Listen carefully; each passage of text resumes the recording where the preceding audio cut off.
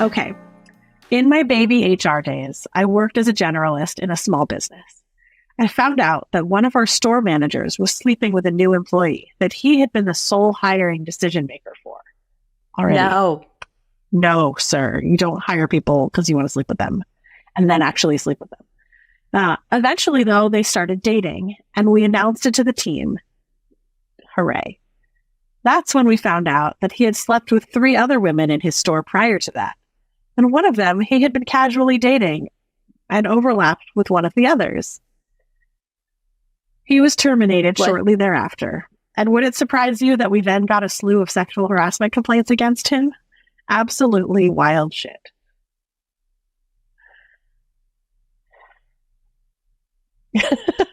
Sorry. I don't mean to be speechless. I don't mean to be this speechless, but like, why wasn't he fired after the first person that he hired and then tried to sleep with? That would have been my first. I think they probably didn't come out with it. Yeah, that's true. Because they're saying eventually they only found out about this after they announced to the company, like, Jim Bob is sleeping with Carolina over here. And then the other 3 girls were like, wait a minute, he slept with me. No, he slept with me. No, he slept with me. It's just so messy. I have some. It's so gross. It's so gross.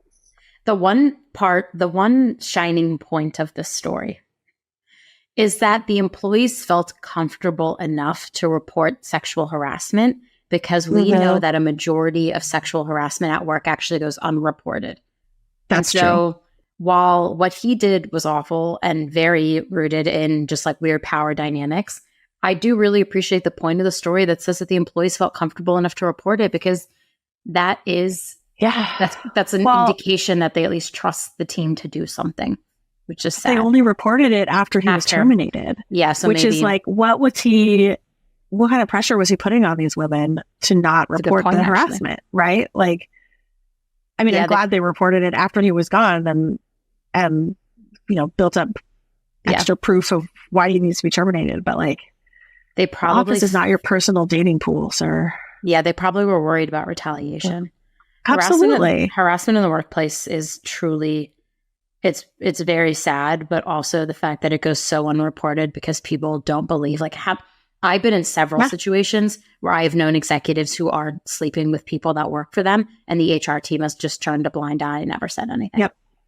Yep. And I've been the HR person that things have been reported to, and I've had to do harassment investigations, and it's so hard to get people to talk to you about this stuff, even if you have built up a trusting relationship, and even if they think you're one of the good guys in HR.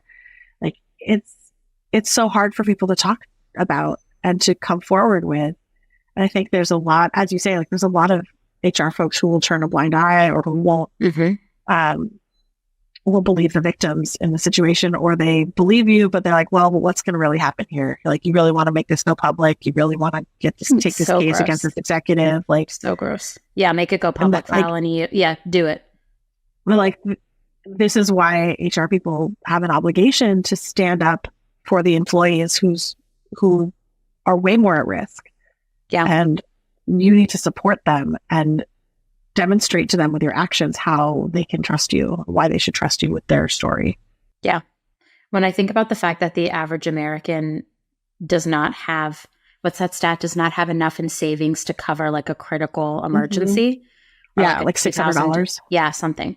I think about that, and then I think about like harassment in the workplace, and I think like no wonder people don't report it because they're so worried about the retaliation piece. And I know of HR teams that have turned the blind eye or would do something like retaliation.